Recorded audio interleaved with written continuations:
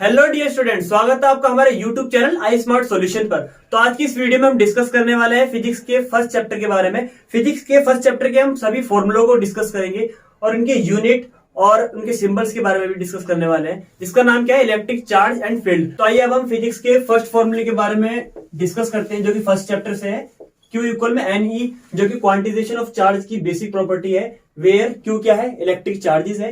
N number of electron है। ई charge on electron है। ई की वैल्यू फिक्स होती है, आप सभी को पता भी होगा। ई इक्वल में क्या होता है, 1.6 10⁻⁻19 कूलम। सेकेंड फॉर्मूला जो हमें यहां पढ़ना है, मास ट्रांसफर्ड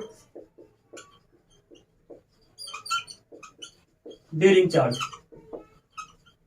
ये दोनों ही फॉर्मूले बहुत बेसिकली यूज जरा कम होते हैं न्यूमेरिकल में, लेकिन आप फिर भी बेसिकली पढ़ लीजिएगा। वेयर यहाँ पर एम ई क्या है, मास ऑफ इलेक्ट्रॉन है, जो कि आपको पता भी होगा क्या होता है, क्या कहते हैं 9.1 × 10⁻31 kg के आसपास होता है। एंड नंबर ऑफ इलेक्ट्रॉन है। थर्ड फॉर्मूला जो हमें यहाँ पढ़ना है, वो हमें पढ़ना है कूलॉम फॉर्मूला। कूलॉम फॉर्मूले में हम एफ की वैल्यू फाइंड करते हैं, क्या होती है, K Q1 Q2 upon R²। Where K क्या है, K कांस्टेंट है, जिसकी वैल्यू क्या होती है 1/4πε0।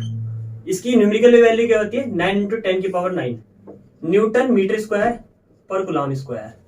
आपको ये फॉर्मूला बहुत अच्छे से मतलब लर्न कर लेना चाहिए। और यहाँ पर एप्सिलॉन नॉट को क्या बोलते हैं, एप्सिलॉन नॉट क्या है, एप्सिलॉन नॉट है परमिटिविटी ऑफ फ्री स्पेस, और एफ न्यूटन के लिए यूज किया जाता है।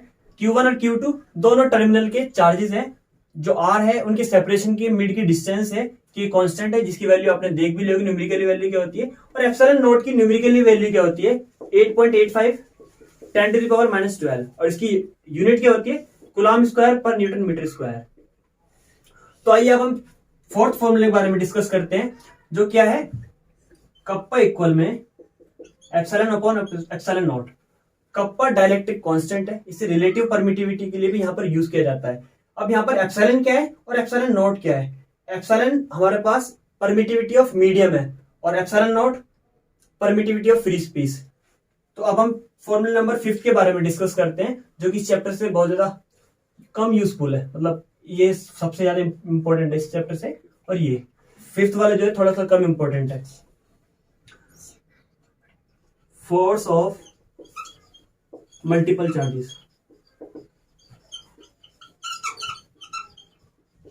F इक्वल में F1 square F2 square 2F1 F2 cos theta.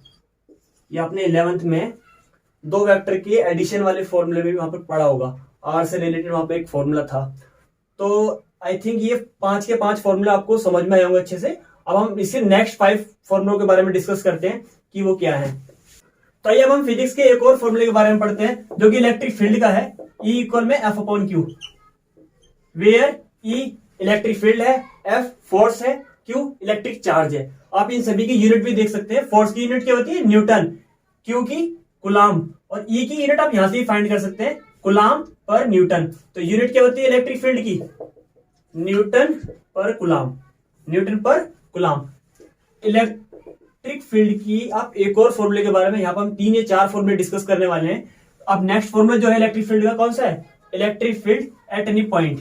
E equal में 1/4πε0 Q/R²। ये सभी पता आपको, K की वैल्यू होती है K इक्वल में 1/4πε0। और एक और फॉर्मूला जो इलेक्ट्रिक फील्ड का कौन सा है, electric field on axial line. E axial का जो फॉर्मूला होता है क्या होता है 1/4πε0 2p/r3। एंड इक्वेटोरियल के लिए फॉर्मूला क्या होता है इलेक्ट्रिक फील्ड का, E इक्वेटोरियल इक्वल में 1/4πε0 p/r3। इन दोनों में सिर्फ और सिर्फ 2 का रिलेशन होता है, जैसे कि E एक्सियल इक्वल में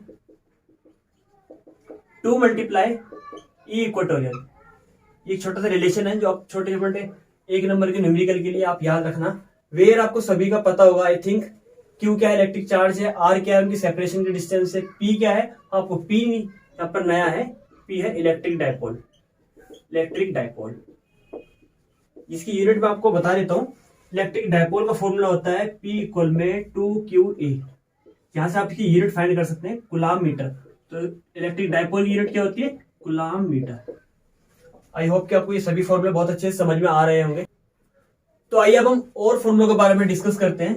अब यहाँ पर हम चार्ज डिस्ट्रीब्यूशन के कुछ फॉर्मूलों को डिस्कस करेंगे जो कि 1 मार्क्स में और न्यूमेरिकल में यूज होते हैं। सबसे पहले हम वॉल्यूम चार्ज डिस्ट्रीब्यूशन का फॉर्मूला देखेंगे जो कि रो इक्वल में क्या होता है? dq upon dv। And second one इसका ही सेकेंड पार्ट है। अब हम देखेंगे किसका? सरफेस चार्ज डिस्ट्रीब्यूशन का। सिग्मा इक्वल में dq अपॉन ds या dA भी यूज किया जाता है। थर्ड वाला क्या है? लैम्डा इक्वल में dq अपॉन dl। ये लेंथ के लिए, ये सरफेस एरिया के लिए और ये वॉल्यूम के लिए यूज किया जाता है। अब हम एक और फॉर्मूले के बारे में डिस्कस करेंगे जो कि टॉर्क का है। Torque on dipole, tau equal में P क्रॉस E या फिर से टो इक्वल में PE sin थीटा भी बोला जाता है। और फॉर्मूला देखते हैं। नेक्स्ट कौन सा फॉर्मूला है? इलेक्ट्रिक डायपोल का, इलेक्ट्रिक फ्लक्स का फाई E से डिनोट करते हैं। डेल फाई E इक्वल में E dot ds। It means dot है यहाँ पर, तो E ds cos थीटा आएगा। हमें पता है स्केलर प्रोडक्ट में cos थीटा आता है और वेक्टर प्रोडक्ट में sin थीटा आता है। अब हम नेक्स्ट एक और फॉर्मूला देखेंगे यहाँ पर किसका? गॉस थ्योरम का। गॉस थ्योरम में हमने फाई E इक्वल में E डॉट ds प्रूफ किया है और जो ड्राइव किया है Q upon epsilon not drive किया है। ये गॉस थ्योरम का बहुत इंपॉर्टेंट फॉर्मूला है, 1 मार्क्स में बहुत ज्यादा पूछा जाता है ये। अब जो नेक्स्ट दोनों फॉर्मूले हैं वो हम डिस्कस करने वाले हैं। दोनों गॉस थ्योरम के दोनों ही एप्लीकेशन है। इसके फॉर्मूले भी इलेक्ट्रिक फील्ड के लिए है, ये थोड़े से इंपॉर्टेंट भी है। क्या फॉर्मूला होता है? E इक्वल में lambda upon 2 pi r epsilon not. और नेक्स्ट कौन सा वाला है? ये है इलेक्ट्रिक फील्ड का, ये भी इलेक्ट्रिक फील्ड का, ये सिग्मा अपॉन 2 एप्सिलॉन नॉट। ये दोनों ही फॉर्मूले गॉस थ्योरम के लिए हैं। ये इनफाइनाइटली लॉन्ग चार्ज वायर वाला है और ये इनफाइनाइटली प्लेन शीट वाला है। ये तीनों ही फॉर्मूले लास्ट चैप्टर के लास्ट है और ये बहुत ज्यादा इंपॉर्टेंट भी है। आई होप कि आपको ये चैप्टर्स के फर्स्ट चैप्टर के सभी फॉर्मूले उनके वेयर्स के साथ, सिंबल्स के साथ और यूनिट के साथ बहुत अच्छे से समझ में आए होंगे। अगर इनमें से कोई भी कॉन्सेप्ट आपको अच्छे से क्लियर नहीं हुआ है तो आप डिस्क्रिप्शन में से PDF को डाउनलोड करो, बहुत अच्छे से समझो। अगर आपको फिर भी कोई कॉन्सेप्ट या कोई भी फॉर्मूला नहीं समझ में आता है तो आप हमें कमेंट बॉक्स में कमेंट करके बताएं, हम आपकी उसी क्वेरीज का सॉल्यूशन देंगे। Thank you.